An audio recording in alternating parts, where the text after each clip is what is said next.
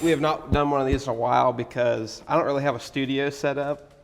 Like, this is what I got. You can't see, but the cameras are literally just sitting on the closest things I could find that were the right height. And, but yeah, maybe one day we'll have a nice studio. But I like doing podcasts. I like hearing people's stories. And I have the pleasure tonight of sitting with my dad. And we've been on a podcast before, but not just the two of us. No, never just the two of us.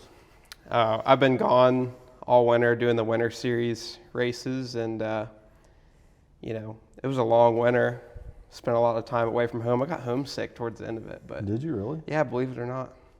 But I feel like when I came back, like, time travel a little bit. Like, I don't, like, when I come back, there's a truck sitting here, there's a Camaro sitting in the trailer. Like, you know, the good thing is I get to, you know, we all have YouTube channels and we can kind of stay connected watching each other's videos while we're abroad.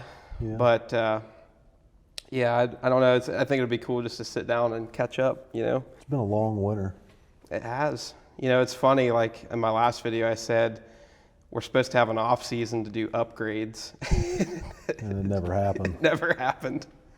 And this thing's been where I parked it 5 months ago up on jack stands, hasn't moved. I've worked on it, but yeah, I think that's what I'm realizing is, like, in order to do this full time, you got to race all year and you got to figure out how to do it because up here it snows.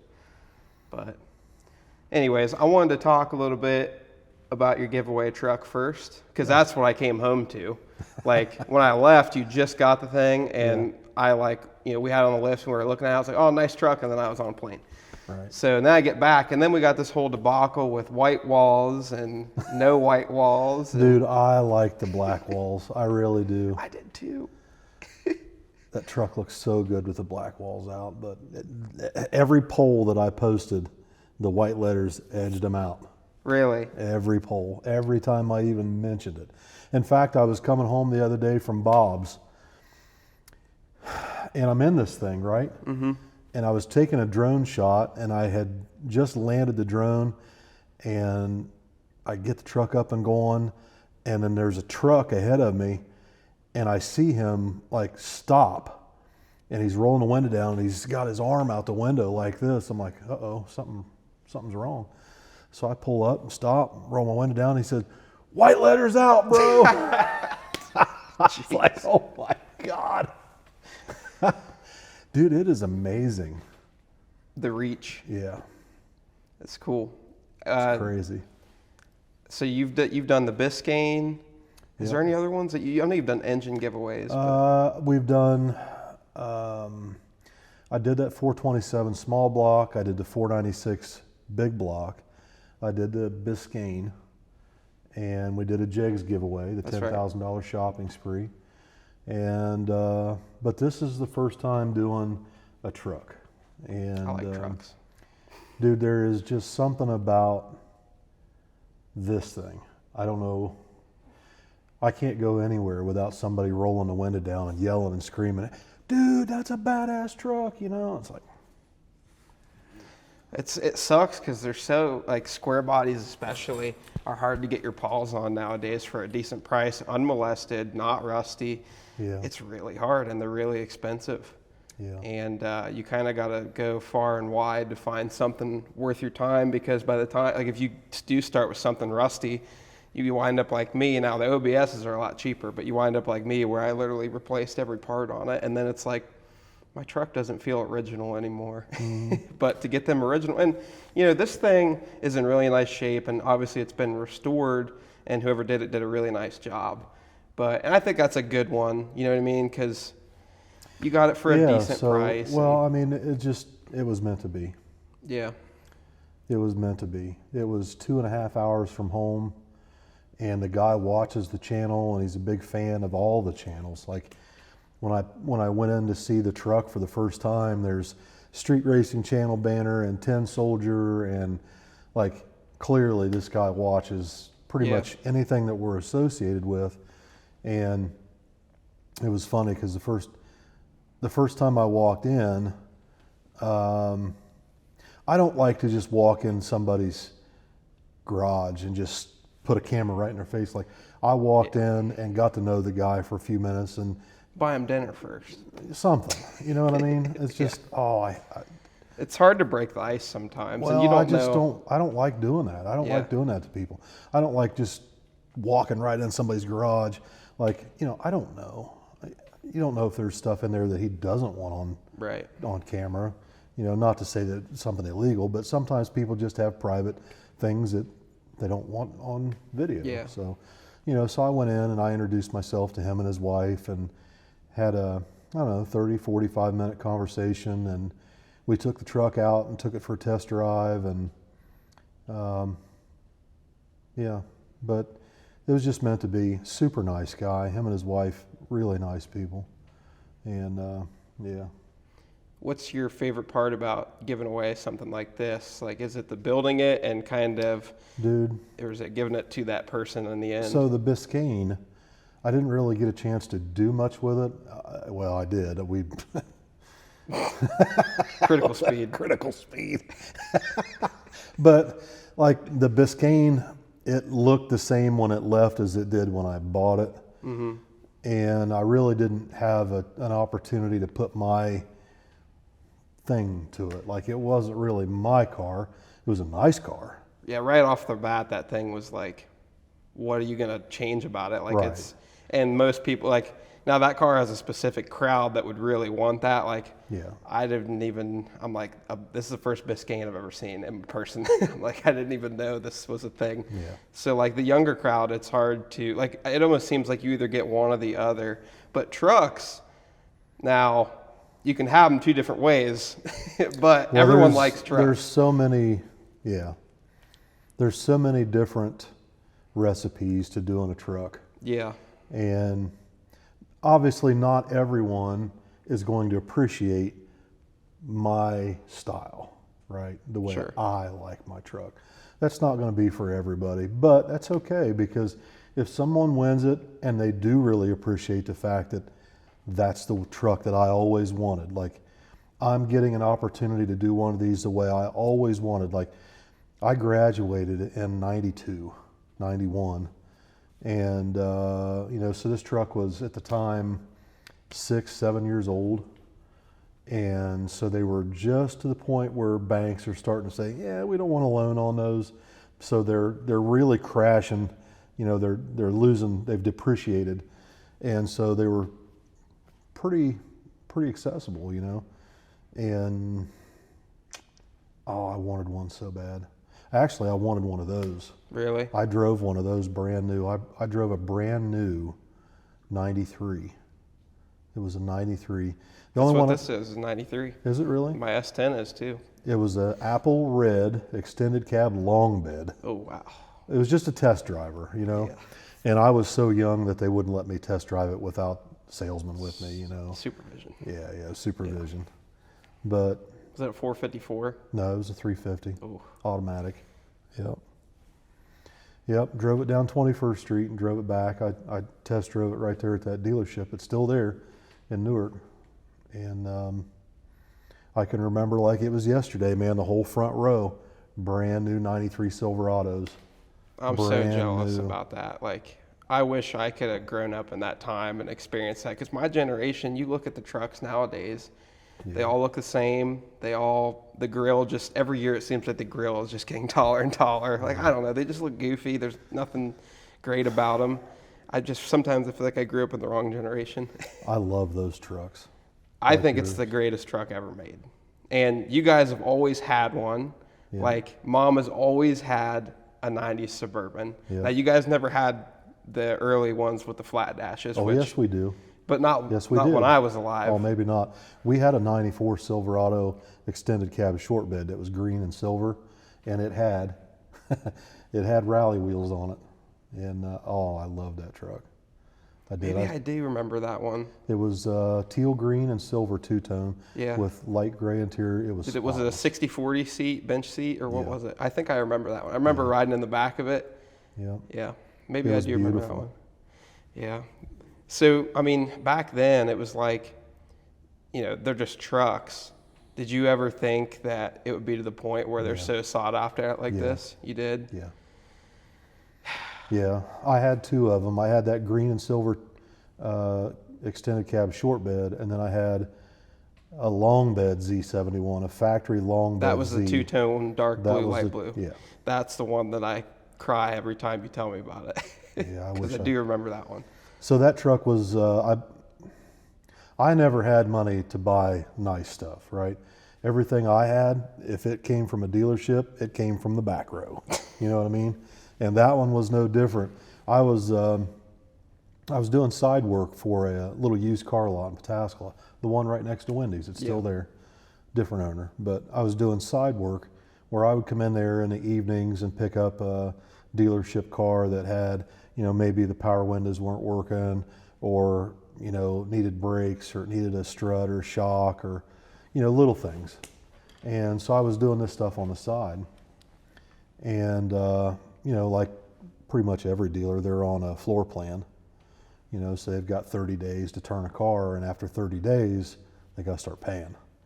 So after something's been there for a month, they really want to get it off the floor plan. They want to get it out. Mm-hmm. And so they had picked up a long bed factory Z71. It was a weird truck. It was an end of the model year truck. And I think what happened is that GM, towards the end of the year, they have certain EPA emission quotas that they have to fulfill, and they have to show that they've built so many trucks that have the smaller engine and whatever. So this thing was a factory long bed, extended cab, Z71, but it had a 305 in it.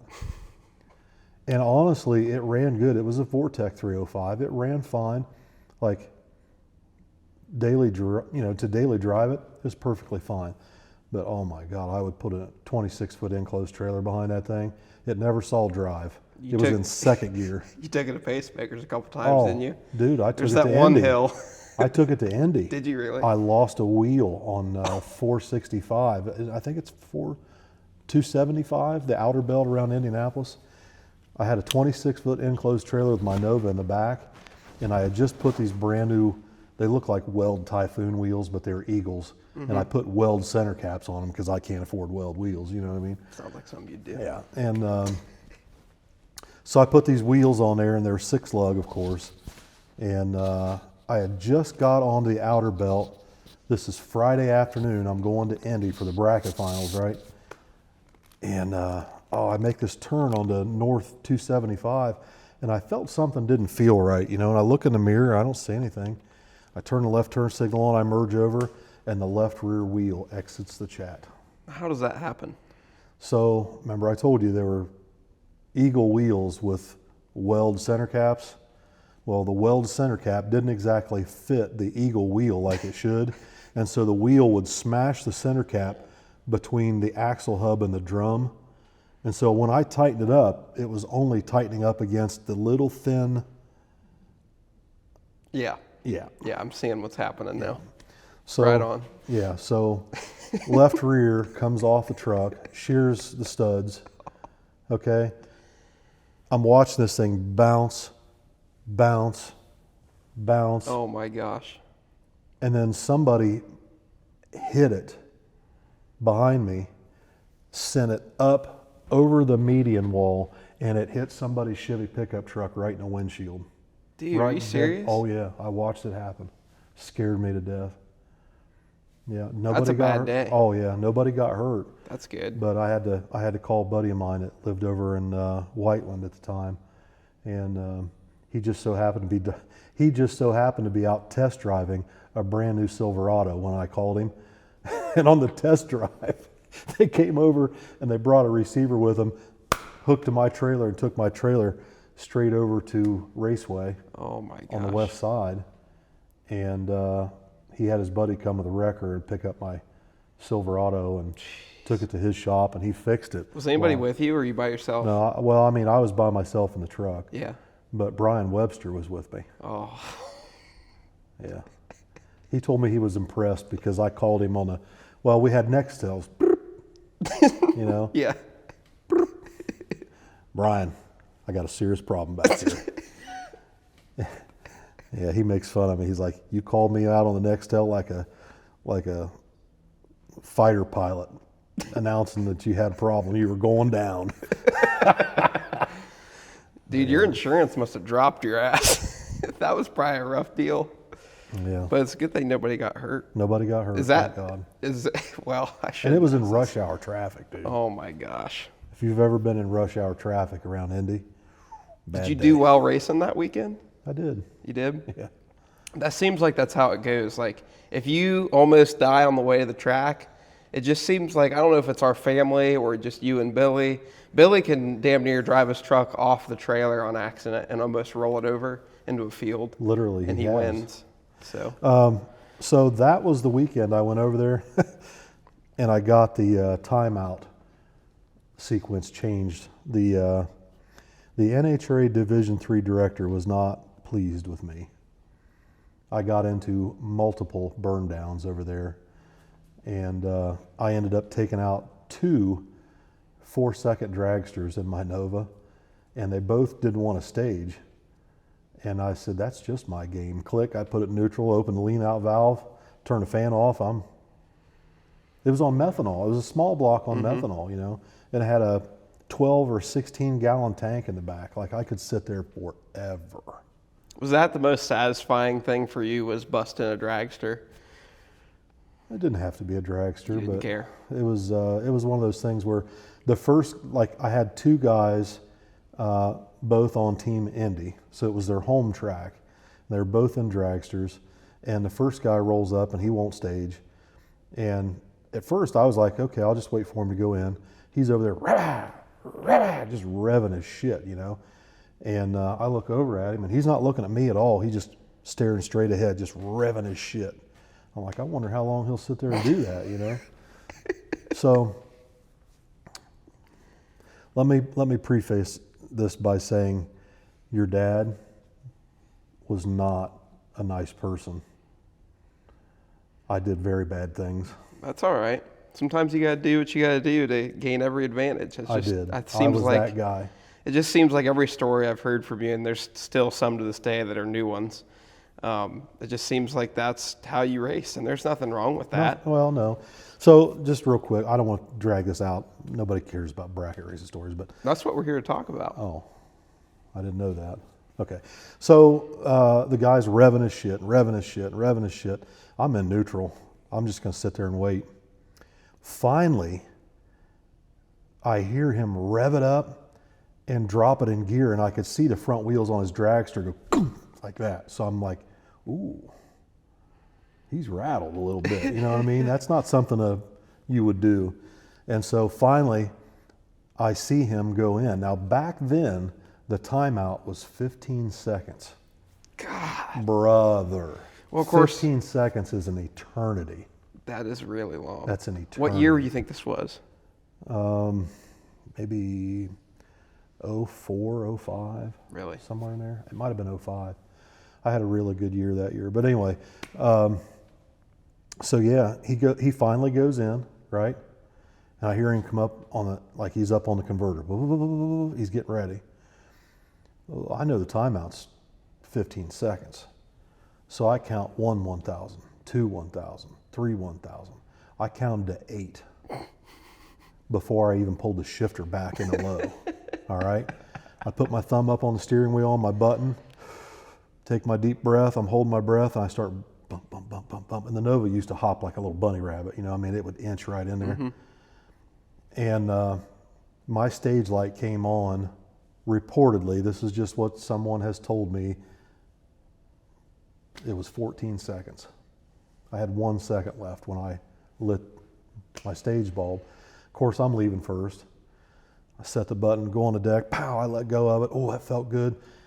I'm going down through, I throw my arm. I used to put dragsters always, I'd put everybody in the right lane because I was inevitably the slower car. Right. And I could see better, throw my arm over the roll bar and looking out the back glass. For sure. That's how I like to drive. And so I throw my arm over it and I see him coming and I'm like, he ain't getting there. He ain't getting there. Rap, rap, rap, rap, rap, rap, rap. I'm dead on. I go dead on with like a 2 or a 3. He's out of there, right? Now that night they had 2 rounds. I think it was Friday or Saturday night. I can't remember. But there was 2 rounds. So I come back up for round 2 and I got his buddy. They're pitted right next to each other, another dragster. And this guy tries the same thing. But this time the announcer, like, they witnessed what I did the last time. This freaking 10-inch tire Nova with slapper bars, dead on, I'm double O, dead on, and I'm wrapping it, ripping the gas on it. So the announcer's paying attention, right? Another burn down. So now the announcer's like talking it up. Well, we're going to sit here for a little while longer. They did this first round, guys. Let's see who goes in first. Dragster goes in first. Again, I count to 8 before I start, put it in low. And this is what everybody told me, because when I got back to the trailer, there's this massive crowd of people waiting for me to get to the trailer. And the announcer was counting it down over the loudspeaker. Hoskinson's got 10 more seconds. 5, 4, 3, 2. And as he said 1, my stage ball went on, off, on. I swear to God, it went on and off 3 times. It was like on, off, on, like that. Double O, I'm down there ripping the gas on him, dead on with a 1. Jeez. I throw down like a 5 thou pack. I throw a 5 thou pack on this guy. Well, did these guys come up to you afterwards? Like, were they No, pretty they were angry? pretty hot. They were very hot, because I got word that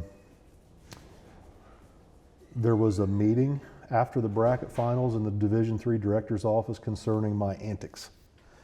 And then the next season, the timeout got dropped from 15 seconds to whatever it is now, 7 or 8.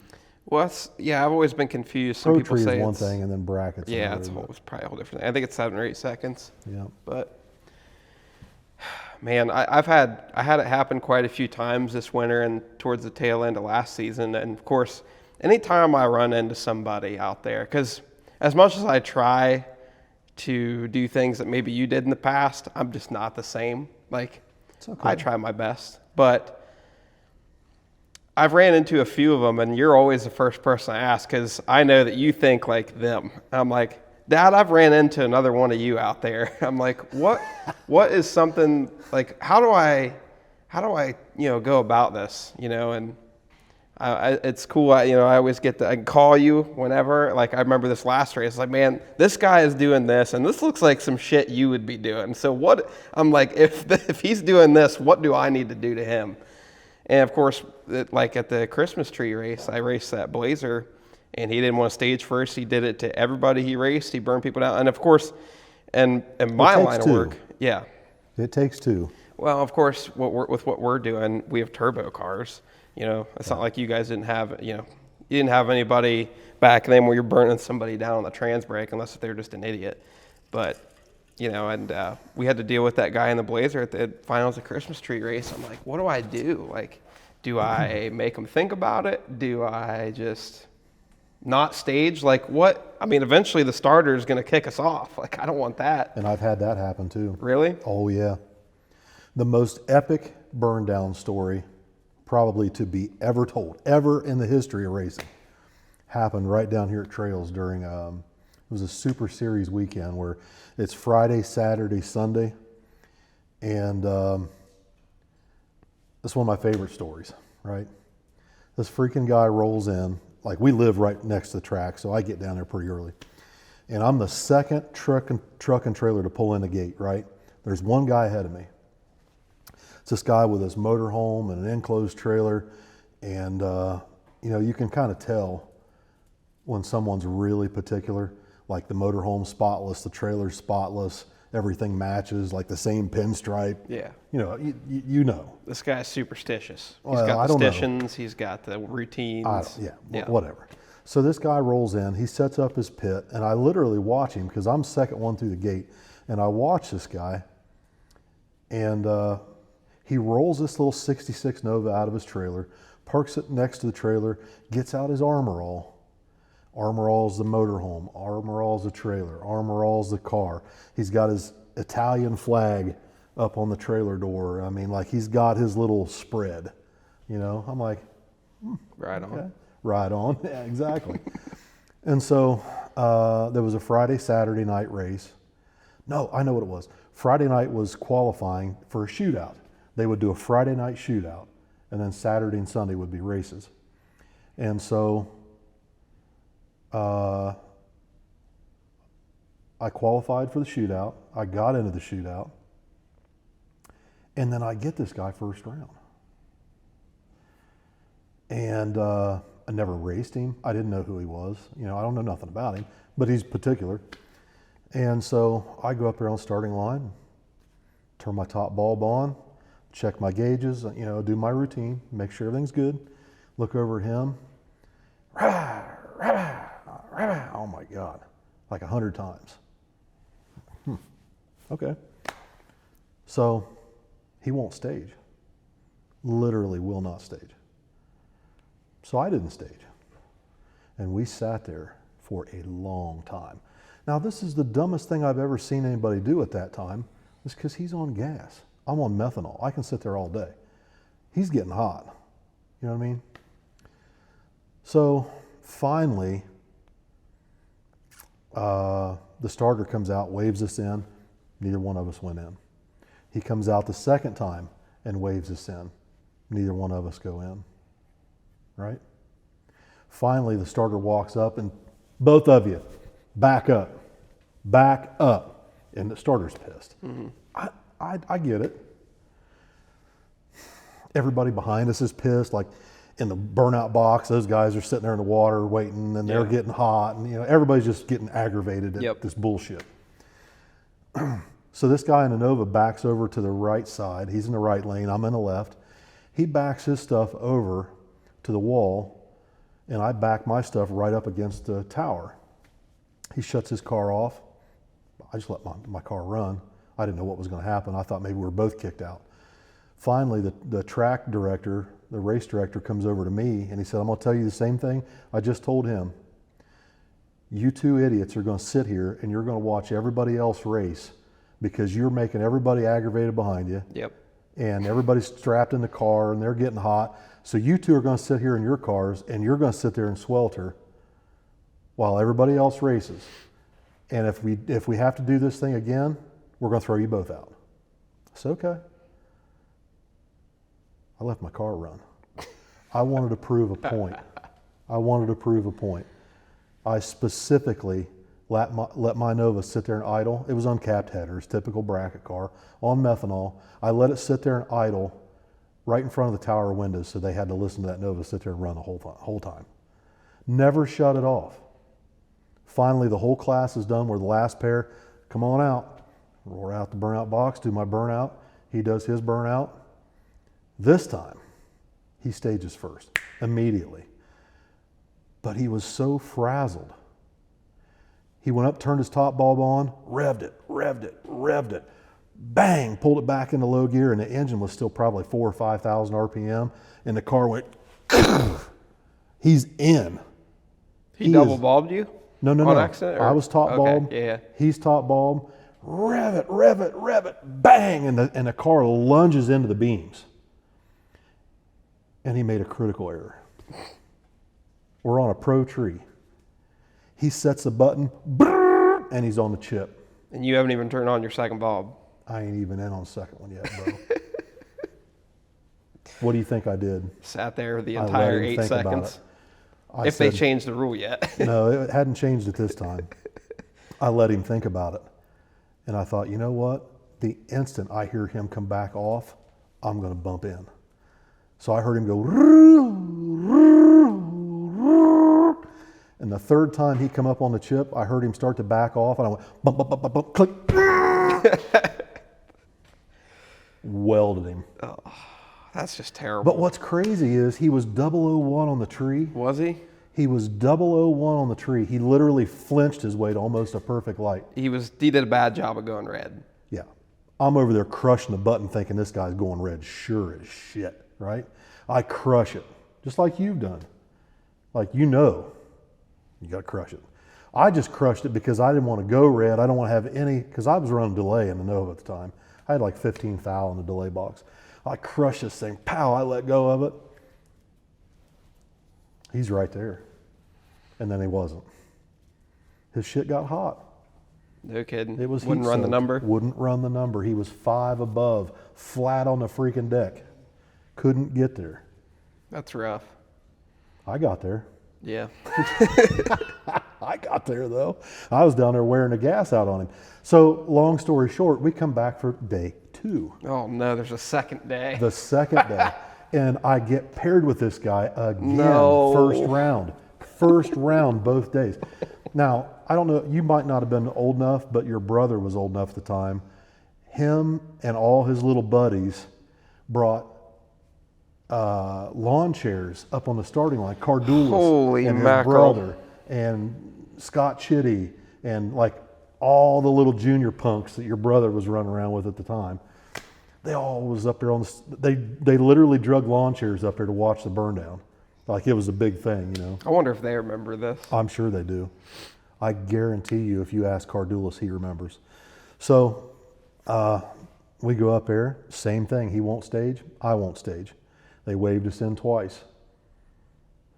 The third time I could see in my peripheral the starter walking out there. I went, pow, put it back in low gear, and he staged. Just as I put it in low gear, he staged. I pussed him again. I busted this guy again. Did he ever come up and talk to you about it? No. I watched him. He came back to his trailer. He literally drove his car straight up in the trailer. When he stopped, the whole motorhome went.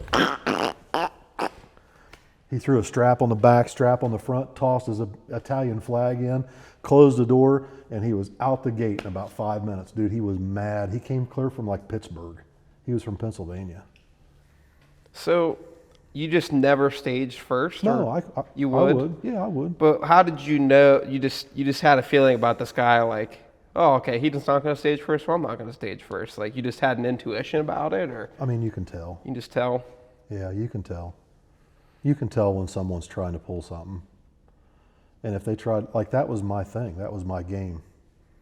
If you want to try and play games, I never lost a burn down, and I was in a bunch of them. I never lost one. Never. But I was just one of those people that people just hated to race. They just hated to race me. So it never went wrong, like? No. No. The last year that I really competitively raced was my best year, and I think it was probably 05, right in there somewhere. And I remember when the tracks closed, your mom and I are like, man, what are we going to do? Our money's going to dry up now. Because that year I had done really well at the bracket finals, but I had won pacemakers three consecutive weeks in a row in Super Pro. Holy cow. Which at the time paid $1,000, but back in the early 90s, $1,000 was good money. That's big money. Oh yeah, it's still decent money today, but Yeah. back then. Especially with a bracket car, low dollar deal.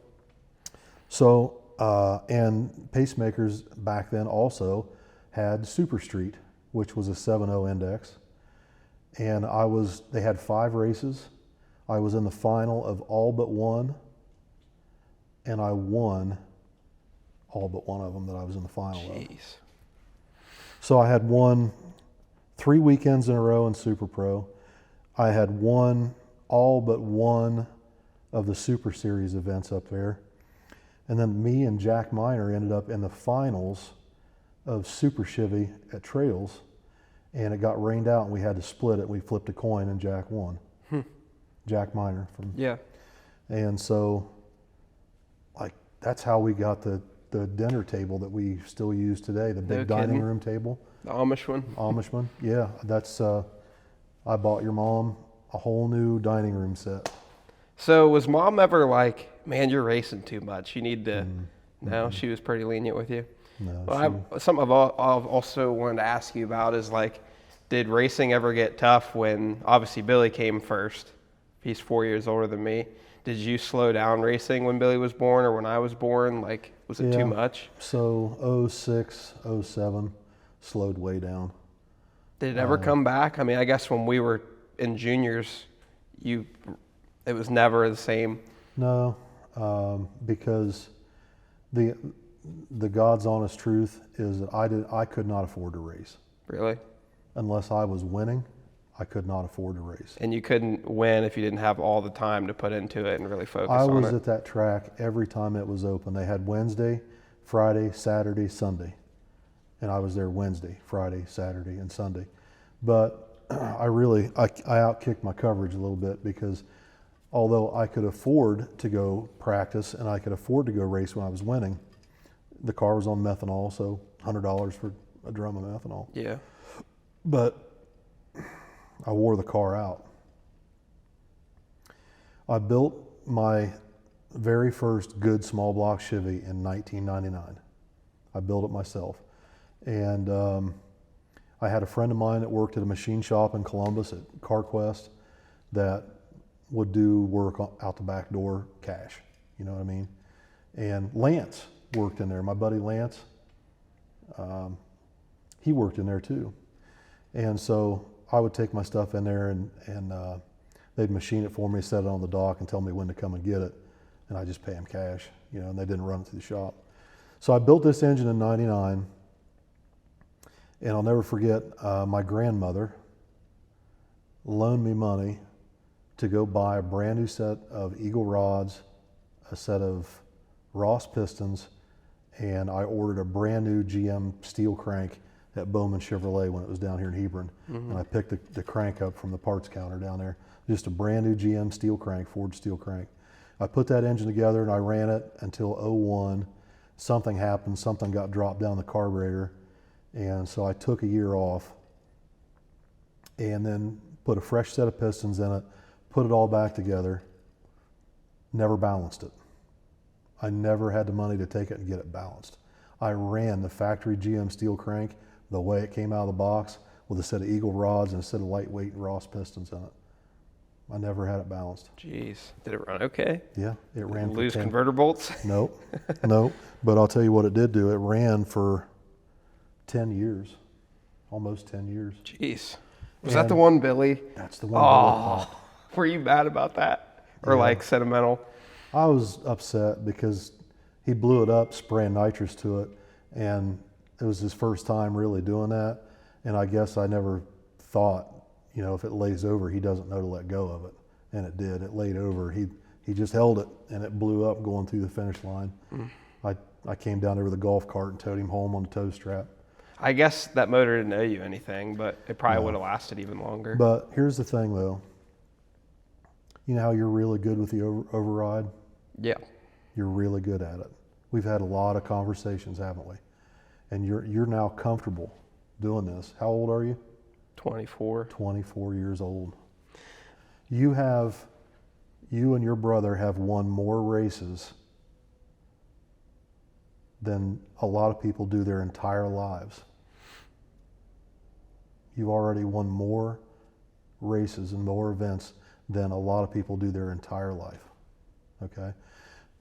How the whole override thing came to be, and how I became kind of like your coach and Brian Webster, I was coaching him for a while. How I got good at it was, one, I was racing in the hotbed of the baddest bracket racers in the country. We're in Ohio back then. We have the most tracks per size of state in the United States. Without question. We had the baddest bracket racers anywhere in the country. And that's who I was racing every weekend. I became a product of my environment. It's not because I became good, because the competition was that good. I had to. I had no choice. Yeah, for sure. The other thing that I was able to get really good at finish line driving and using nitrous or using an override was because I ran that engine so long that it was so wore out that it wouldn't run the same number all night long. I ran that engine for 10 years, almost 10 years. And at about year 5, I used to shift it at 7,600. It was only a 355-inch motor. It ran 1060s in my Nova. That's impressive. Yeah, it's 355. And I'd shift it at 74, 7,600 RPM. And then one year it started giving me trouble. When I'd put it in high gear, it would like drop a cylinder and just nose over. and I changed valve springs, and I checked rocker arms and push rod geometry and the carburetor and the fuel system. I'm like, what is wrong with this thing? Dude, I fought it. I couldn't figure it out. So one day I was like, you know what, screw it. I'm just going to try and short shift it and see if it does better. So I shifted at 7,000. No more problem. I'm like, well, I don't know what it is, but at least I can race now. Yeah. So I raced it that way for like 6 months. And then the next year I come out, now it's doing it at 7,000. Okay. Shift at 68. Shifted at 64. Shifted at 62. Well, the converter flashed to 6,200. I literally couldn't shift it any lower. And what it would do, it wouldn't do it every pass. It wouldn't do it every pass. Sometimes it wouldn't do it for 2 or 3 weeks. But inevitably, what would happen, I'd stick it in high gear and it would nose over and it sounded like it was on 7 cylinders. And I'd, come on, you know, I'd pump the gas 2 or 3 times and the damn thing would take right back off and go. But you can't bracket race that way. Right. But I wanted to race. And I couldn't figure out what was wrong with my car. So I put nitrous on it. I'm like, it does it again. Once it comes back, I'm going to fucking grab it. That's a good Band-Aid. That's how I raced. Yeah. I raced that way for years. And then finally, it got to the point where I couldn't, it was 5,800 RPM, it'd still do it. Jeez. And I'm like, okay, I'm just going to take it out of the car. I took the engine out of the car, pull the pan off of it. All the rod and main bearings look great. There's nothing wrong. But there was something rattling around in the pan when I dropped the pan off. I'm like, what the heck is in there? So I picked the pan back up. It's full of timing gear teeth. Oh. There was 3 teeth left on a double roller cam gear. Dude. There was only 3 teeth left on it. And the timing chain was wore out so bad, it would slap. It was slapping the timing cover. Holy cow. The timing chain had wore out so bad. I didn't even know that was possible. I didn't either. I put a new timing chain in it, put it back in there, 7,600. It's like new. I'm like, oh, right all on. right. Come on. All right. And then I And let then Billy take it boom. down to the track and Shit. yeah. What did he do? Why did it blow up? I don't understand. I told him to grab the nitrous 1,000 foot. And it was just too much? No. What happened was the fuel solenoid did not open. Oh, how much were you guys spraying on the 300. nitrous? Oh my. Damn. Yeah. So here's what I learned many things back then, but one of the things I learned was that my car being heavy, it was like 3,300 pounds, and with a 355-inch motor, and the stall converter was a Cohen, custom built for the car, and it would go to 5,800 on the deck. Jeez. And so it would flash to like 62, 6,400. And so with the converter being that loose, it took over a second for the car to increase speed. Like it would make noise immediately, but the car would not accelerate for about a second. Jeez. Because it would wrap the converter up.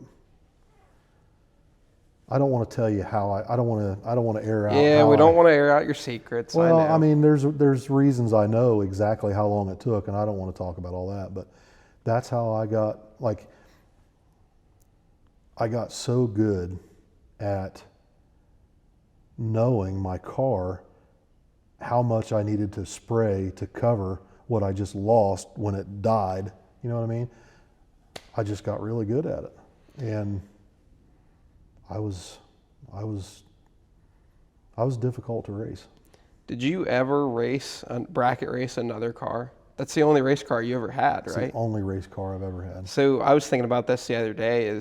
I think that's why I do so well, and I don't know how to explain it, but when you've made as many laps as like I have made in the Falcon, now I haven't always done bracket racing, but just in general, with the same type of setup, not much has changed. Like since the first day I ever made a pass in the car, the only thing that's changed inside is the steering wheel and some belts. The car becomes second nature. Yeah. It's like breathing. Yeah.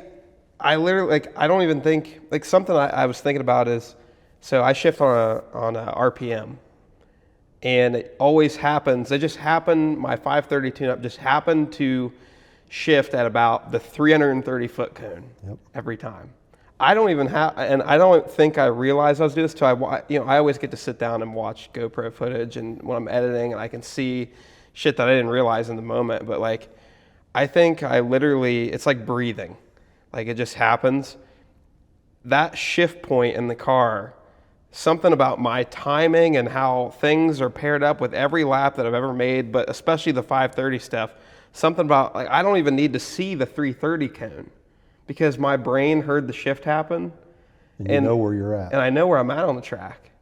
It's especially difficult at nighttime. Yep. But the car has always shifted, like, right there. Like, even if the trans temp sometimes warms up and then it might shift just a little bit earlier because the converter's flashing a little higher, whatever. But it's always right at that same point. And I'm like, I think my brain has just been so accustomed to hearing that. It's not even something that I thought about, but I just have this routine that I've built that I didn't even realize like I had. Yep. And it's just become second nature. Everything about that car, everything about my routine. Like, I don't even think about when I go into stage, my breathing routine, I don't even think about it. I do it. Second nature. Yeah. So like I take a deep breath. Well, I usually hit the trans brake button. I take a deep breath as the car spools up. And then once I hear it get on the chip, that's about the time I'm breathing out. And I just go in and then hit the light. Yeah, so everybody does it a little different. Your brother does it a little different, but I've taught both of you. And I wanted to win so bad. Like, that's all I thought about. All day, every day at work, that's all I thought about was going to the track and busting them again next weekend. Like, I wanted to win so bad. And I realized that I was not as consistent with my reaction times as some of the people who really were better than I was. Like, there was a lot of people better than I was. And I wanted to get where they are. And so I would sit in my car and it had a delay box in it and had a reaction time tester. And so I would sit out there in the car and I would do the whole routine. I'd low gear, I'm imagining it, I'm looking at the tree, bump, bump, bump, bump, bump, click, and then I would turn my head and I'd look down at that reaction time tester and I'd let go. And I noticed that my spread was like 300 or 400s. That's terrible. That's terrible in the bracket world. You can't win that way. And so I'm like, God, why am I so all over the place? And so I changed buttons, and I got a button from Old Man Cliff that had, it was an aluminum billet piece that the button screwed into, and your thumb fit up into it. Well, that thumb piece guides your thumb so that it's always the same every time. Really? You're not a little high on the button, you're not a little, like your thumb would go right up in this thing and it would be the same every time. And that helped. I'm like, okay, we're getting somewhere. But then one day I realized, as I was sitting there testing, if it flashed while I was getting ready to breathe in or start to exhale, it threw me off. Like, it would be a swing like 300 or 400s. And I'm like, God, I'm gonna take that out of the equation. So I started holding my breath. I did this thing where I trained myself, I could not exhale until I let go of that button. Now, if you watch, or if you've been in the military, I know that's a thing for like Marine Scout sniper training, they teach you that if you can slow your heart rate down, you become more accurate. I didn't know that. I just figured it out delay boxing. But I learned that if you teach yourself that you cannot breathe until you let go of that button, you'll never miss it. Like, especially if you have to sit there a while. You don't get caught up in anything else, some moron standing between the lanes like last weekend down there where Billy was, waving her arms. Like, you don't have to have blinders. None of that matters, because if you are holding your breath and you want to breathe and you can't breathe until you let go of that button, I promise you nothing else matters. Just me, maybe it's just me, but I was so hyper focused that nothing rattled me. Like all the staging burn downs and all that crap, it all went out the window because all I cared about was taking that breath, and I can't breathe until I let go of that button. And so my spread went from 300s or 400s down to 15,000s. And that's not expert level, but it's really good. Yeah. You know what I mean? And so I put that into practice, and I started teaching you kids when you're running juniors. I have a funny story. Okay, go ahead. So I don't remember what the scenario was, whether I was in the finals or what the hell was going on, but we were at Pacemakers, and I was next to go up on the burnout box, and you were giving me a pep talk. And I just remember you telling me, you were like, I don't care if the American flag falls over onto the track. You know, we're at Pacemakers where I was in the right lane. There's an American flag right after that. You said, I don't care if the American flag falls over into your lane. Just do this. You know what I mean? Like, stop. Don't let this shit distract you. Like, Yeah. and it's always been like that when you're coaching me. Like when we're making test hits in my S10 on refugee, you're like, I don't care if this thing goes in the ditch. You're like, don't let off. I don't know. It's okay. It taught me well. I was rough on you kids. Dude, you remember when I threw up in my helmet at Pacemakers? Yeah. I used to be so nervous when I was little. I was so scared. I think I was just scared to lose. Disappointing me.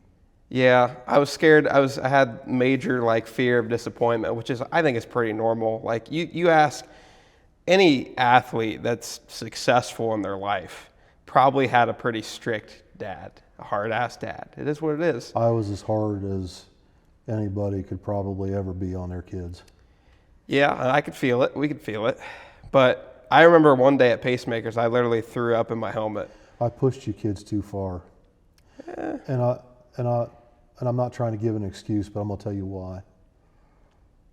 Because I wanted to race so freaking bad, and I was giving it up because I was buying juniors, buying engines and clutches, and Billy rolled his the first time we took him to trails, you know, and so we had to take it down to Pat Cronenbetter and cut the nose off and put a new axle on and new billet wheels, and like, bro, you're getting invested in this deal, and well, if we're gonna go out there and be boobs. Yeah, because like I got this hot rod sitting back here that I can freaking, I know, like, and at the time I still wanted to race. I still wanted to race so bad. It was all I cared about, and so it would make me so mad because inevitably the juniors ran first thing in the morning, and when you guys get home from school on Friday night, the last thing you give a shit about was going to bed and get ready. Like, you guys are up playing video games all night. Absolutely. And then next morning, you two are zombies. Yep. And it would just make me so mad. I'm like, I'm spending all this money, and we're loading the trailer, and we're doing all this crap, and you guys won't even go to bed. You don't even care. And man, that's interesting to hear your perspective now on it, because I never thought about that. Like, it's just interesting now that you say that. It makes a lot of sense, and I can understand now why you were maybe so angry. I get it. Well, but you also got to understand we were kids. And we were kids. Dude, I started drag racing when I was like 8 or 9. Yeah. Like, we're just kids, you know. We don't know. I made a lot of mistakes when you kids were young. I pushed way too hard. But I mean, of course, mistakes happen, but like, look where we're at. Like, yeah. But who knows if we were going to make it here anyways. I don't know. But I don't regret anything. Yeah, it sucked. Like, there were some tough moments when we were kids, but I think I race completely stress-free now. Like, and some of that's because maybe no prep racing and like racing at really sketchy places. I think that is a huge advantage. Like, we've done some really dumb stuff. We've raced some really dumb places that I probably will never race again because I realize now how dumb it was. And I'm glad we don't have to do that anymore. But like, there was a lot of no prep races. I was really stressed out. Like, War in the Woods, God, I was terrified. There was one night that me and Allison were actually happy I lost because we're like, this is getting out of hand. Like, 8 people crashed right in front of me. Yeah. I'm like, is this really worth it? You know? And it was fun. It was exhilarating. I don't regret it. I'm glad we made it through that. I'll probably end up racing there again one day. It's a lot safer now. It's so much safer now than it was. Yeah. The first time we went there, it was all guardrail. Yeah. There was nothing to keep you out of the trees, and the trees were right along the edge. And I know Jeff thinks I hate him or I got a grudge against him, but I really don't.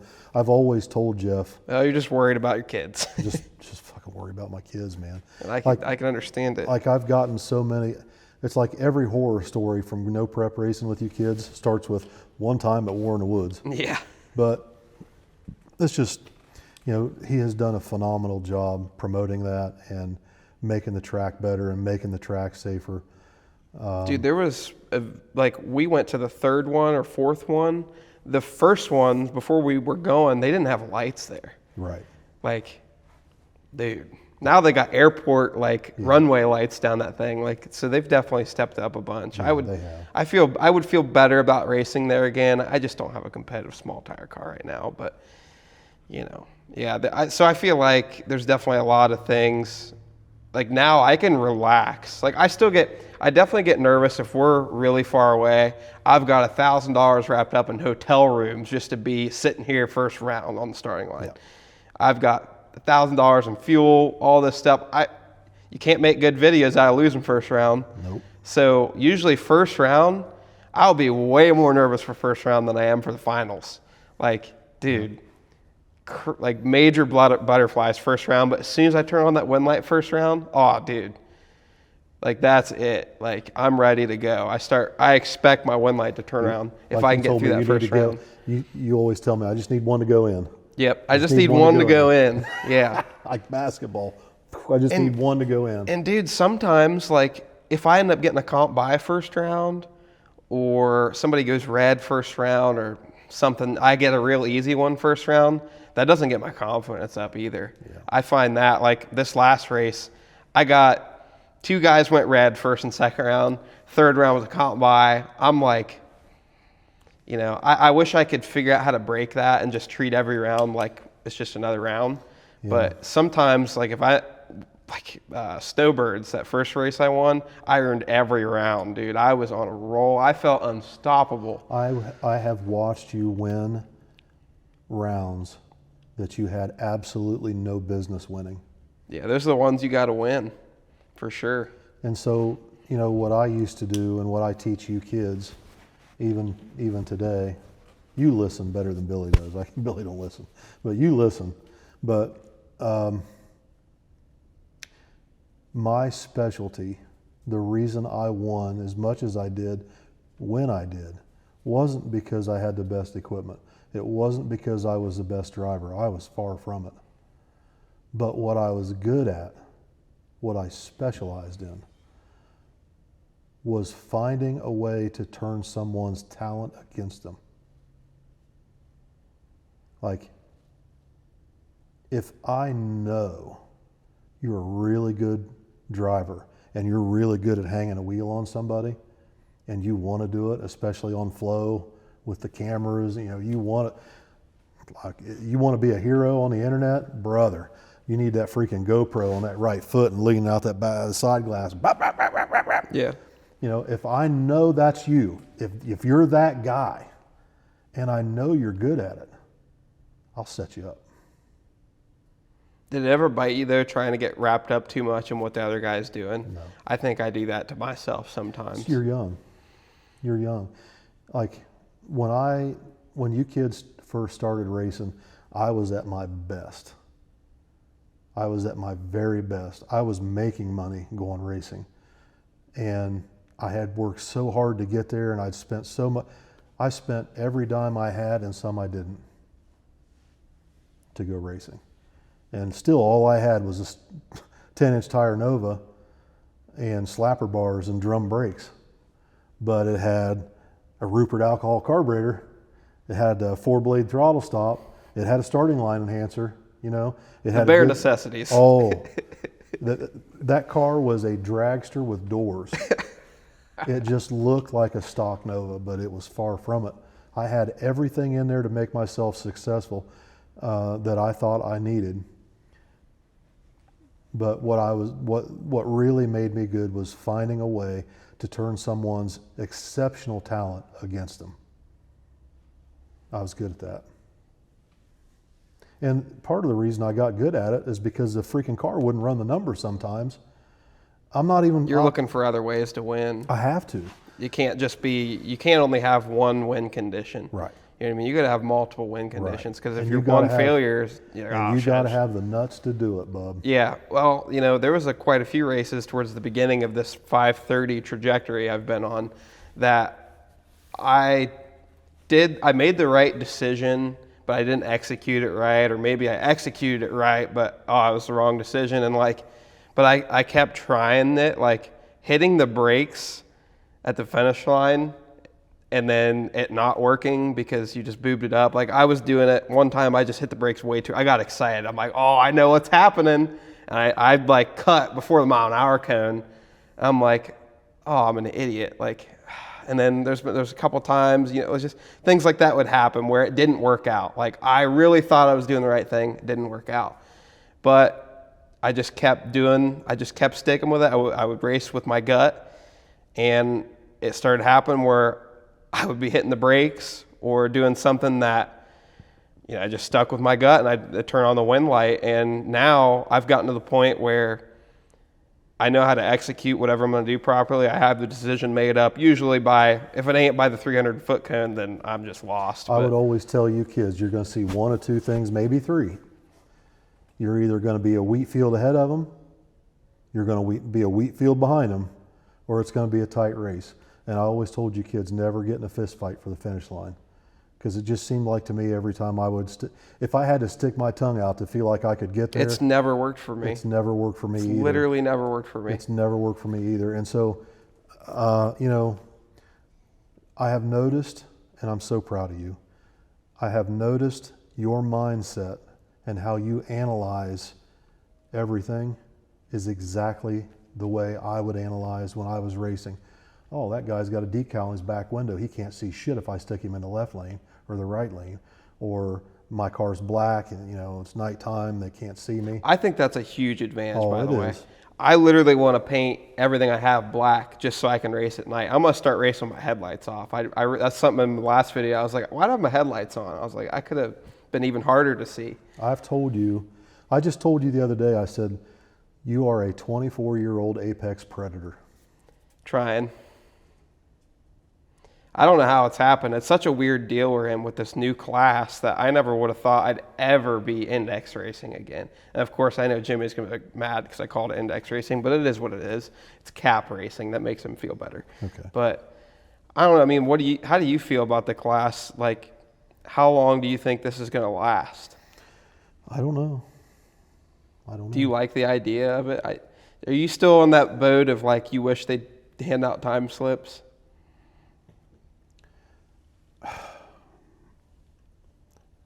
I don't want to talk on it. I don't want to speak on it because I'm not doing it myself. You know what I mean? Sure, yeah. Who am I to say shit Right. about a class that I've never raced? Yeah, I get it. Right? But, I mean, you're involved. Like, you're helping us, and you get to see what we're doing. But I guess, like, I know there for a while you're talking about maybe doing it in the Monte or something like that. But Like, I would love to. I really would. And I probably will once we get that thing done. Like, it's still in me to do it.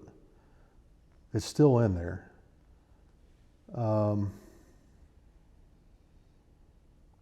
And I think that I could do it, and I think I could do it really well based on some of the things I've seen. And some of the most difficult races that you have lost,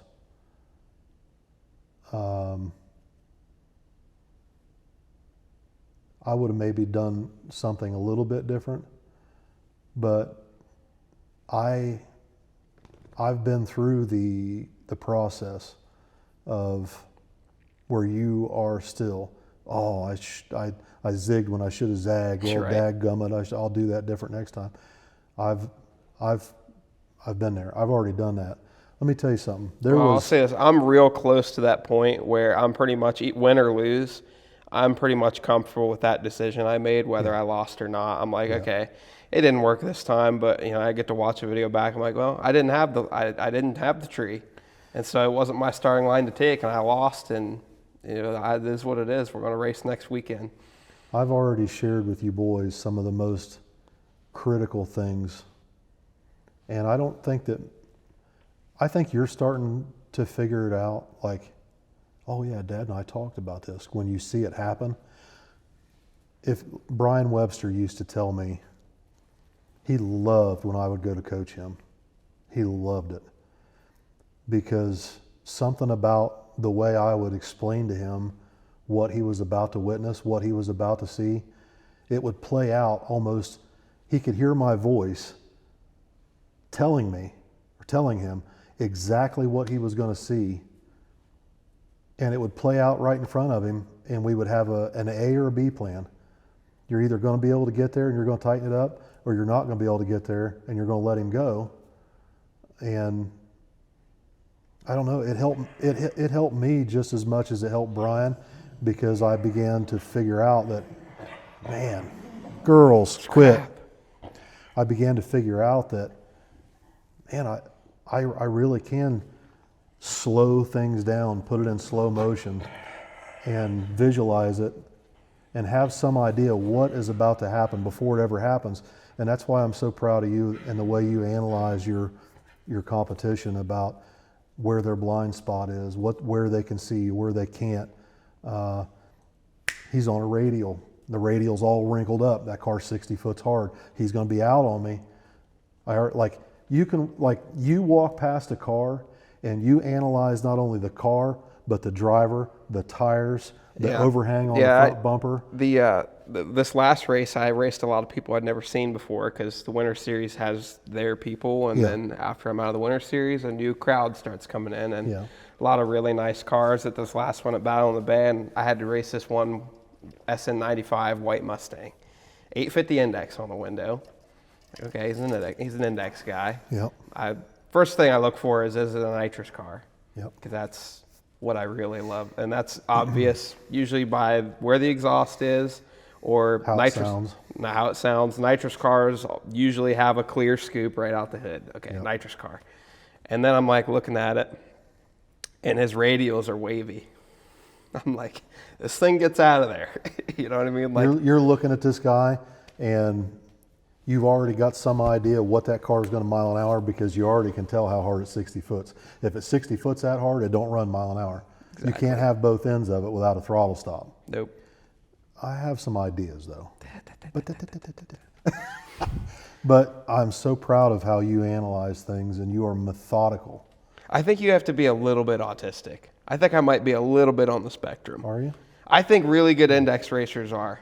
I know I'm joking a little bit, but I think you have to be a little bit, you just got to be a certain type of person. Like, I don't know. I'm a little quirky in that way, but it works to my advantage in this style of racing.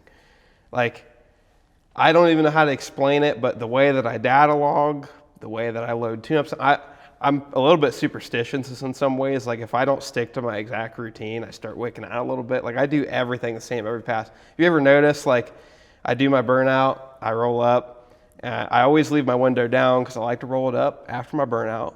So now I always roll up the window every time, which I think it's silly because it's like I don't need to clear out my turbo car. Like, it's not, but it's just something that I've always done, and I'm just going to keep doing it because that's the way I've done it. And so I have so many little things like that I do every pass that just get me in the motion, muscle memory. And that's just a big part of it that happens in the background that maybe I don't know if people realize or not. I don't know. But there's a whole system I have, from getting through the gates of the track to going through the finish line and getting the car cooled down. Like, I have this whole system that I stick to, and it's just part of it. I used to be that way.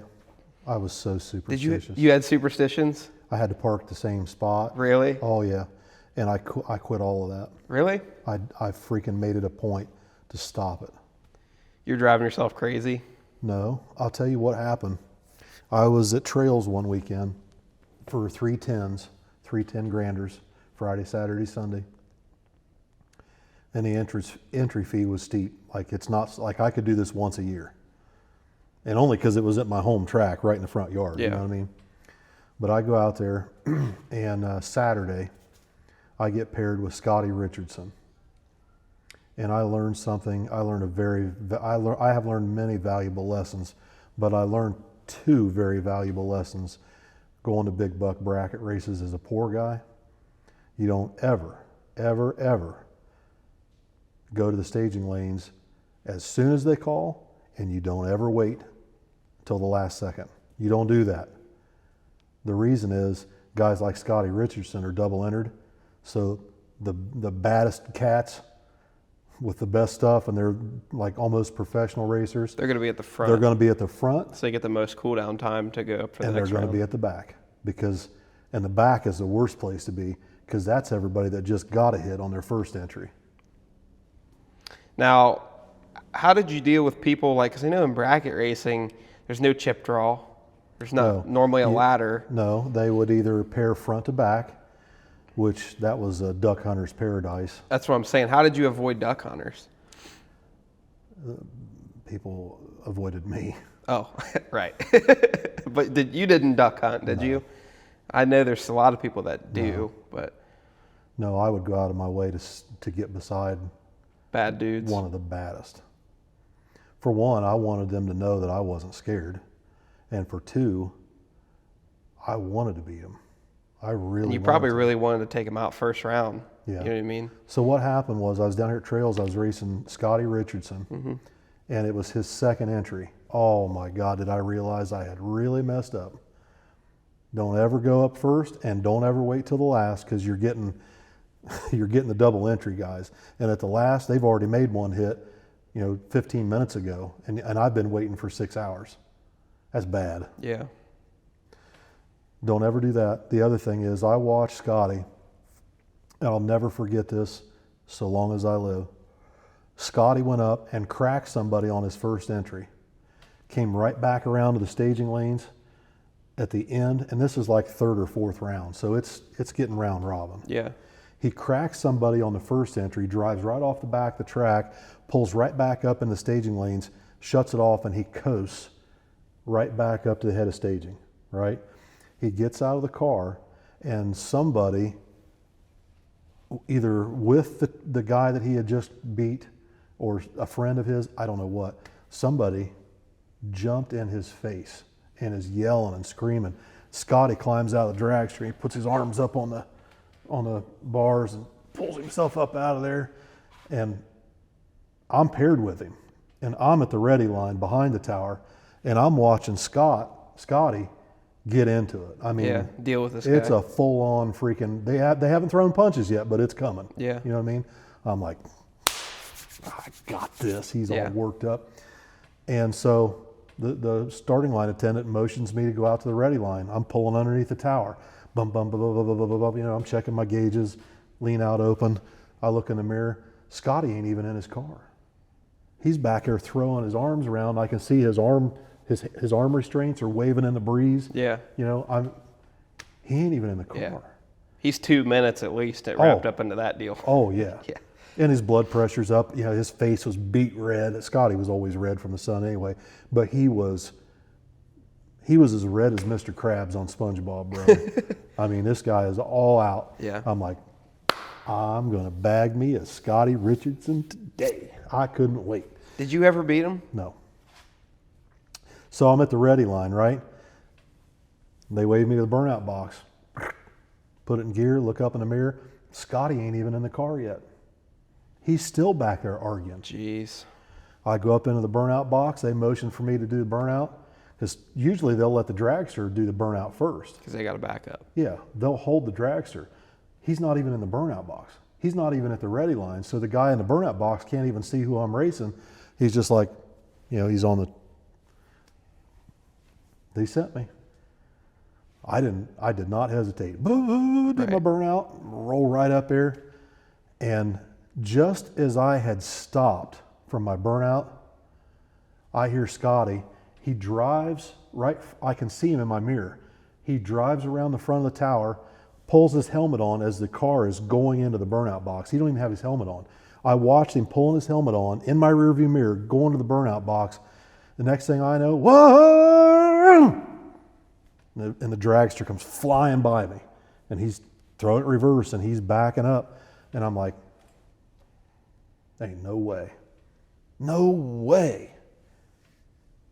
He freaking threw 6 thou pack at me. It didn't bother him. He didn't care. He did not care. He was a machine. Jeez. And I thought, you know what? That's the guy I want to be. I don't care if potatoes are falling out of the freaking trees on my car as I'm staging it. I don't care. Yeah. I don't care what happens. All I care about is that I see 160 on the temperature gauge and the top bulb's on.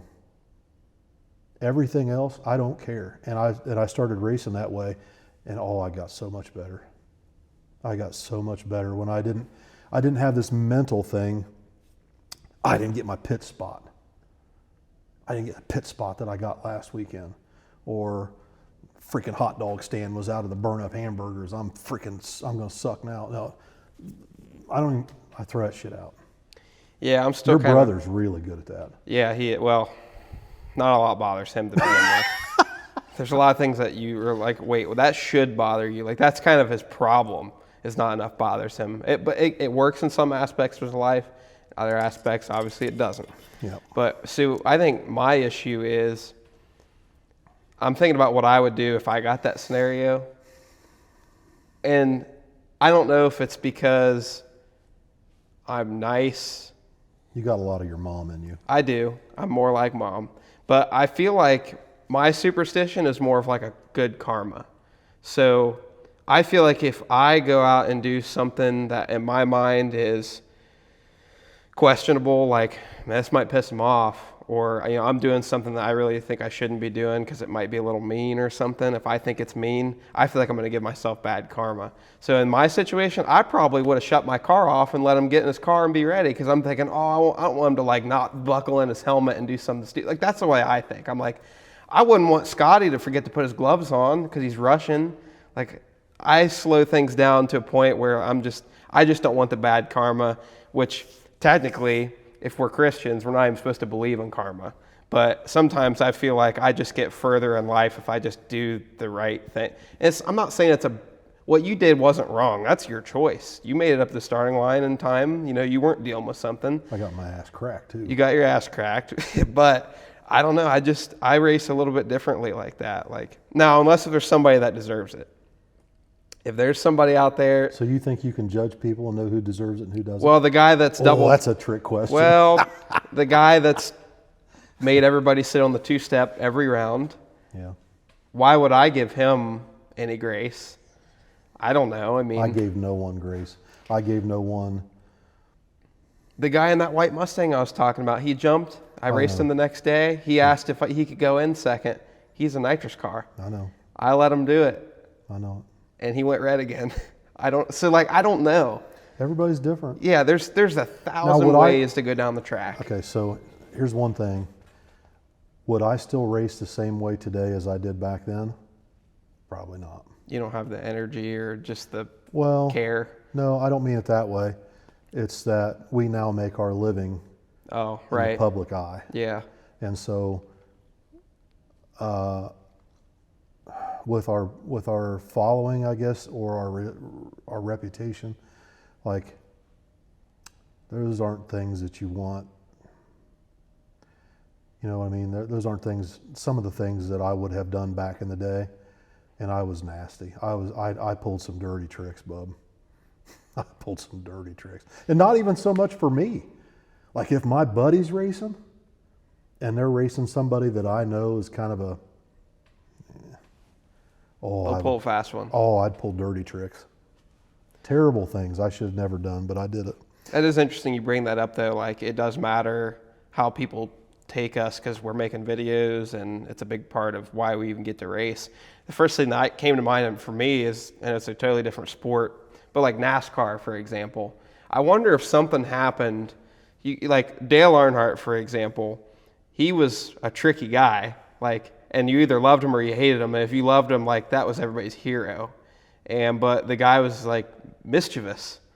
You know what I mean? That's the way he raced. It was mischievous, yes. Mischievous, whatever. But nowadays, you look at somebody like Cletus who's getting in a NASCAR, and everybody really wants to support him for the most part because he's a nice guy. Is a nice guy. And he's done great things, and you're really glad when somebody like that gets successful as he is because he's putting it to good use. Yeah. And that makes you feel good about it. Yeah. So I don't know. Yeah, I don't know that you could get away, like, if you had somebody like Dale Earnhardt nowadays doing the things that he was doing back then, I don't think it would get idolized as much as like Cletus You know, is. I think Dale was pretty hated when he first started his career. There was a lot of people who didn't like him because he was very aggressive and he'd put the bumper to somebody. Right. Aggressive, that's the way to put He it. was very aggressive. I think the reason people love Dale, even to this day, is because even though he was aggressive, they would watch him do things that no sane person would ever do in a race car. One of the best examples I can think of is when he was sitting on the ledge, took his window net down, he's sitting on the Yep. door and he's cleaning his windshield Yeah. under caution How do you not root for that guy? because he didn't want to come in and lose positions. He needed those positions. Yeah. There were hundreds and thousands of things that Dale did that even if you hated the way he drove, even though he put the bumper to your favorite guy the weekend before, you just had to respect him because you could see how badly he wanted to win. You know what I mean? And I don't know, man. I love drag racing. I loved it so much back then. When your brother came along and he wanted to start street racing and all that, that was never my thing. That was not me. You're quite against it, actually. Billy would say you were quite against it at first. Well, Billy don't know up from down. No, not really. No, I can remember like yesterday, our first night, we were the bracket racers that showed up to a street race, you know what I mean? And Larry Houck before Larry Houck. Larry Houck before Larry Houck. Yeah, we were the bracket racers. And I had so much fun that first night. We were in, I can't think of the name of that town, down in southern Ohio. Anyway, we pull in there that night, and I was so out of place because in bracket racing, you show up, you unload your shit, you warm it up, you drive around the pits, the whole freaking the whole bracket racer thing. Yeah. And so that's what we did. We show up down there, we unload the S10 off the trailer, we're warming it up, and we literally went out and parked it in the left lane. We're like, we're ready. We didn't know that you're supposed to go around and hobnob a little bit and elbow to elbow with these guys and talk a little shit Get some first. side bets. Side bets. That wasn't us. That's not how I operate. I'm here to race. Me and Billy pulled that S10 off the trailer. We put it in the left lane. We're like, we're ready. Who's first? That's how it was. That's how it went that night. And those guys looked at us like we had three heads. They either thought, one, we're freaking nuts, two, we're stupid, or three, maybe these guys are faster than we thought, And so I had so much fun that night. Billy only lost, I think, one race that night and out of all these grudge races. But it was CJ, and he beat CJ 2 out of 3 times. But I mean, I look back at some of our street racing videos, and I'm like, I don't know, man. I mean, there's a lot of times I'm like, man, that could have went really bad. Like, I know that I'm never going to street race again, and it sucks because the only thing I really wanted to do was win at the pad, but I don't think the pad might not even ever happen again. I don't know, but it's just that times it was there and now it's gone, and I'm glad it's gone. I never really loved street racing. It sucked because I feel like our name was tied to it because Street Racing Channel, and I know Billy still would do it. He still loves doing it, but I wonder if he might start thinking different. He is a kid now, so. But I was watching a Ryan Mitchell video, and he said he's done street racing, and I thought that was huge because a lot of people look up to him and do whatever he does. Like, it's like monkey see, monkey do with him, and I thought that was a big thing for him to say it in one of his videos that, he's probably not going to street race anymore. It's just not worth it. He's got so much wrapped up into this car, and, he just can't afford for anything to happen like that. And especially, like, we got to spend sick week with them, with Ryan and Megan, and that was a blast. And, they just did the sick, what do you call it? sick ward. Sick ward. And unfortunately, they had to check out a little early because One of the kids. One of the kids had a seizure. And I mean, they were gone. Drove straight through. Like, I think they're something that you don't get to see a lot from that side. They keep more things private than we do, certainly, which I respect. But yeah, it was just he cares about his kids. You know, they have a big family and they care about him. And I think he's gotten to that age now. His kids are getting older. He's like, yeah, I don't want to street race, and I don't even have kids, but it ain't worth it. Well, I think it's gone, man. I think street racing might be dead. It's not what it was when Billy first started. It's nowhere near. I don't think it'll ever be that good again. No. It's impossible. Me and Billy loaded up one time, and the racing was so good in Kansas City that Billy and I literally loaded the truck up and drove all the way to Kansas City, Missouri, just to test. I remember that. I wasn't there. That was before my time, but I remember the video. We literally went out there without telling a single person we were coming. We didn't want anybody to know. We wanted to go out there and test on those roads because the racing was so good out in Kansas City that we just wanted to be ready. Like, we didn't want to go out there and... Yeah, we don't have roads like that. At least to go test on, just randomly. The first time we went to the pad, we did really good because it was almost literally as good or better. It was better than our test spot. Yeah. And you kids were out there riding wheelies on the test spot, and the pad was way better than that. Yeah. I'm glad those days have come and gone, though. I'm glad that shit's over with. Just me personally, I guess. There have been so many people that have come and gone that wanted to do what Billy was doing, and they would do desperate things to try and do it, and I don't know. I don't miss that part of it, for sure. You know how many people that with S10s have told me they built an S10 just because of either my truck or his truck, mainly his truck? Mm-hmm. I would say half of the no prep S10s are probably because of Billy. Yeah.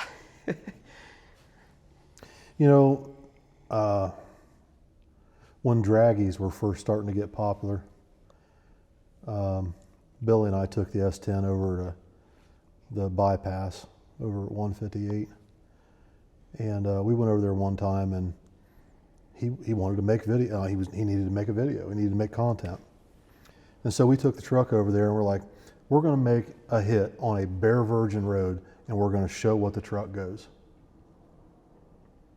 Now, we didn't know whether we were going to, maybe everybody's already way faster than that. There was a chance that we might get laughed right off the internet, right? Right. So we take the S10 over there. He throws a tune up in it, shoots it down the road, goes 580s.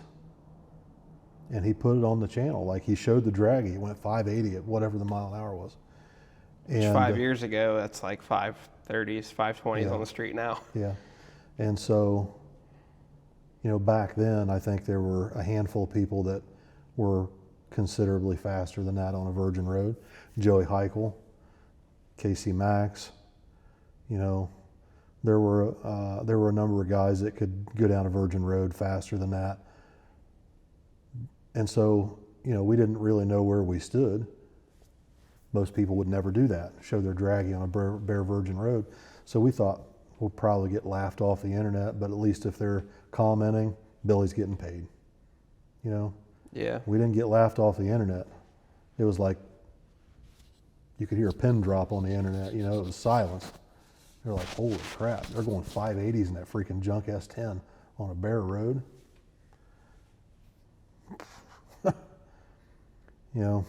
There was a lot of good times that I'm so happy I got to be part of. Yeah, I could see that. One of my favorite weekends was the weekend we went to Memphis. That was a good one. He won at the track and on the street. He went undefeated. Yep, I remember that. That was like one of my first trips that I went on. Yep. We went to the gate, showed up there, and beat everybody. I remember. And then we went to the track, and we had like 3 or 4 guys that went with us that were from Ohio, and there was one kid there, had a Camaro. It was on nitrous, and he was at the track that night, and this one guy in a Mustang was talking mad crap. It was Luke Corcoran, wasn't it? It was Luke Corcoran. Yeah. And they were betting money before Luke and this kid went up there to run the semifinal, and they said some things that really hurt Luke's feelings. Like, he tried to make it, he didn't. I remember what happened. Yeah. So we were down in the semis, and them guys came up straight to you and Billy, and we're already discussing final splits and things right in front of Luke. That's what happened. That's basically what happened. saying we're going to bust Luke's ass. I remember that. Yeah. And I think I might have even said, well, you got to get through Luke first. That's exactly what you said. Because I felt it was that, disrespectful. Man. It was disrespectful. It was disrespectful. And I think you're right. I think I said, well, you got to get through Luke first. Oh, yeah, we got to get through Luke first. You're right. But it was very disrespectful. Right. And so Billy's truck was all messed up. It wouldn't go straight. He was fighting it. You guys were pointing it. We were pointing it right Yeah. so that it would go straight. Right. It was so bad. And Billy goes out there and just murders this guy in the final. I remember he almost crashed, And too. the dude spun the car around and almost hit the wall. I don't know if he did or if he almost did, but the guy spun this Mustang around, grabbing the scramble, trying to beat Billy. I remember. Yeah. That was a good weekend. Yeah. Yeah. I loved it. I lost all interest in bracket racing. I really did, because Billy was doing so well. And dude, wait till you have kids. You'll understand. You're not going to really understand until you have kids. And you start to see I definitely can't understand, but I can understand why you're saying it. Yeah. Until you see your kids become 10 times the driver or tuner that you ever were, you can't understand how much it means to watch your kids race and do well. Yeah. So this is actually a good segue. I want to start wrapping it up a little bit, but I had some questions that we skimmed past just because we got to talking. Sorry. No, it's okay. So I know we're rewinding a little bit, but did your parents ever watch you race? Did they ever go to the track? No. Maybe once. Were they just not really as into it, or just busy, or?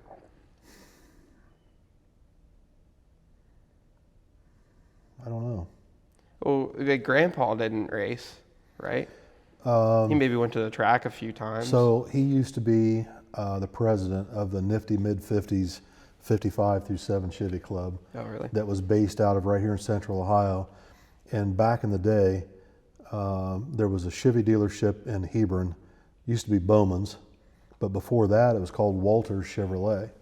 And they had a little concrete block building that's long gone now, but they had this little concrete block building that was their sales room and just desks in there.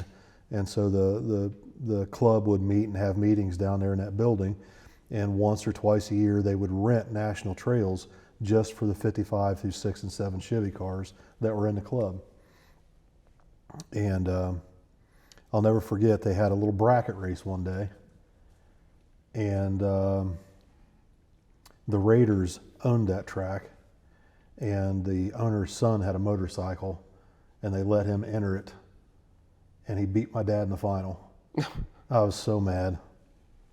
So this might spark why you hate motorcycles so much. Now we understand. No, I don't know. But is that how you got introduced into like being at the drag strip and like racing? Yeah, actually my video that should be up tomorrow, I let my brother drive the 55 for the first time. Not that I let my brother drive. I mean, shouldn't have said it that way. Jeremy drove the car for the first time since it got restored, and we went down 40 right past trails, and I took some drone video of the car going through, and I explained that this is the car and this is the track. Where it all started. And it started watching my dad make passes in the 55. There's a picture up there in the shop. I've seen it. But see, that's pretty, like that was the only times though, right? Like Yeah. he didn't go to the track every weekend or nothing. No. Dad was the guy that showed up there on the same tires he's had for 5 years. And he would feather the clutch and get it rolling and kick the tri-power in and go through the gears. And someplace up at the farm, there's still a handwritten time slip. No kidding. Yeah, it was 1398 at like 104 miles an hour or something like that. Huh. Yeah. So that's how you got kind of introduced into racing. Brother. That. But you before that though, you'd be working on cars with your dad, right? Or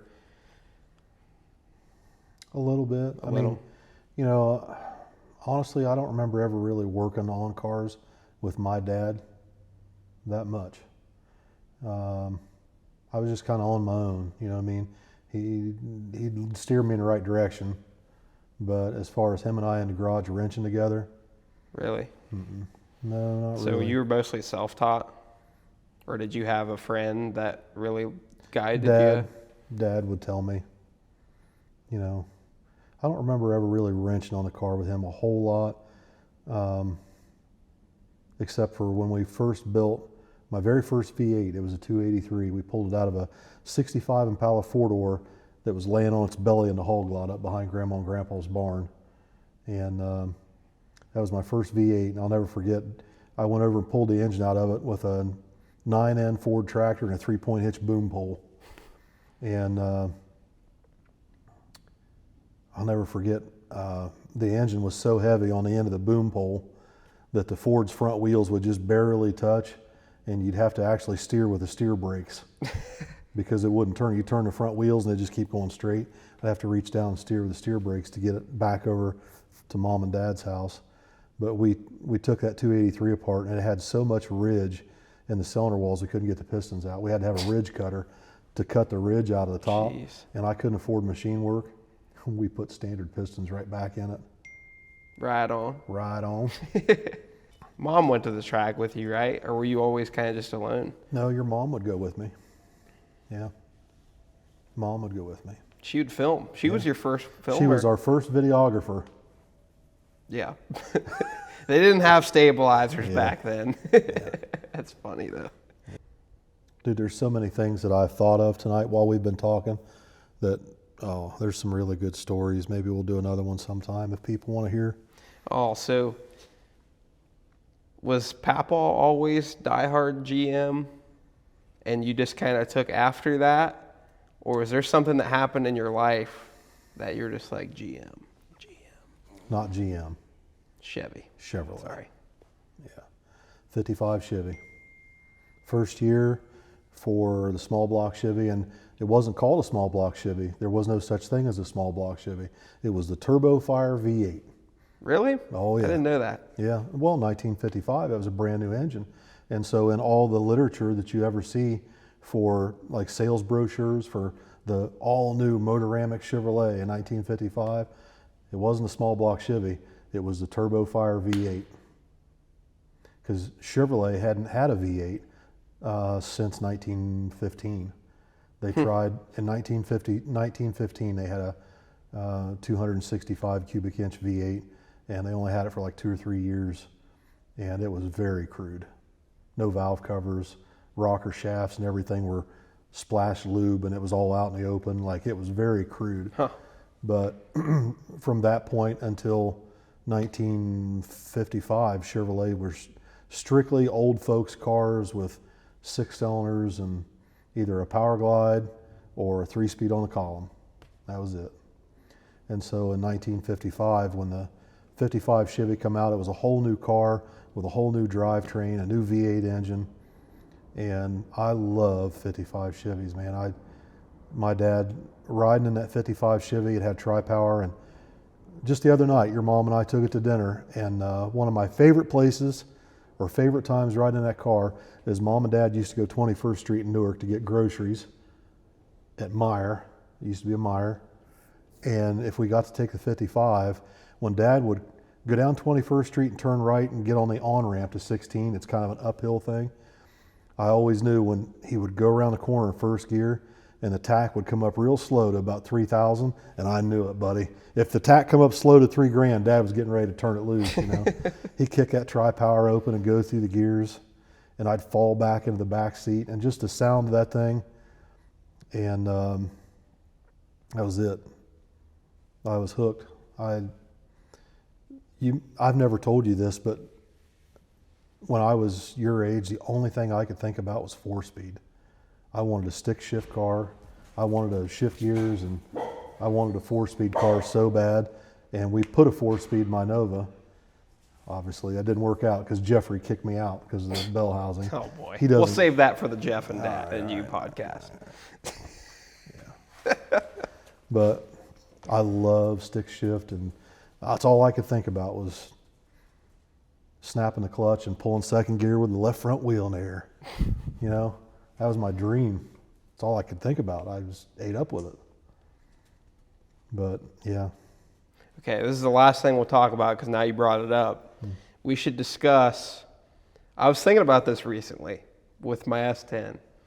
I was driving home after one of these events, and I was like, man, what am I going to do with that thing? Because I've got this pile, which is a regret. I don't regret it. It's just I should have never built a full-size truck, but I just like them more than S10s. I love S10s, but I love full-size trucks. I don't know what's wrong with me, but that's my drag and drive. It's a tool. I don't care if I dent it, if I scratch it. It's just a tool.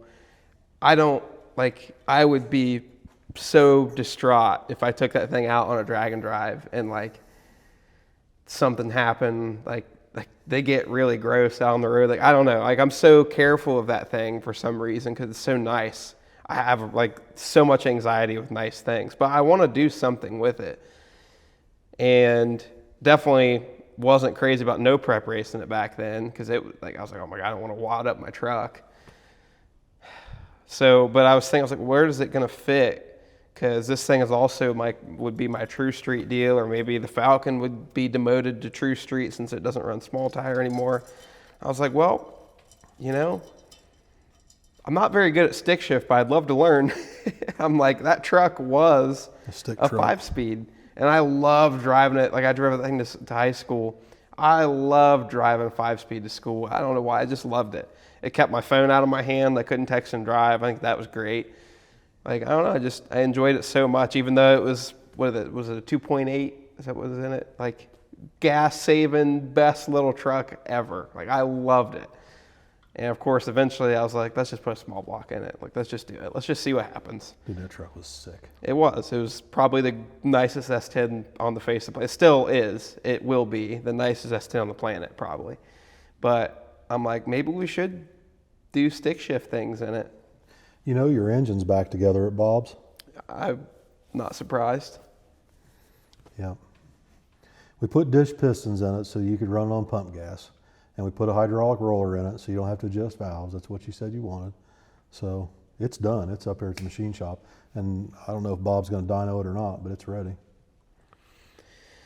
So we could either put nitrous turbos or just leave it alone. But if I don't put any power adder on it, then it's just going to be like that was the other thing too, is maybe I'll just index race it or bracket race it. But I don't know. I don't know what I want to do. I know I want to drive it. It's absolutely a street truck. That's what I want it to be. Of course, the other problem too is the way that we have the cage in it. It's not going to cert to anything faster than 10.0. So, and we're not cutting that out. We're way past that. Nor do I really want bars out the back. So it's just kind of is what it is. Mm-hmm. So it's like I'm not going to be doing drag and drives in it. You got to have that's right. Drag and drives is ruled out because you got to. Have we built it to street race it. Yeah, that's what we did, and that's what we got. But I don't street race anymore, so it's going to be drive it to the track and bracket race or index race it, or try stick shift. That's where I'm at. I think it would be sweet to do stick shift things in it. Oh, yeah. But I'm not very good at it. But that could be funny. That makes good content. Watching me learn how to do stick shift. I know a guy. I went to high school with a guy. We better wrap this up. Yeah. All right. Thank you guys for watching. Thank you for being a part. Yep.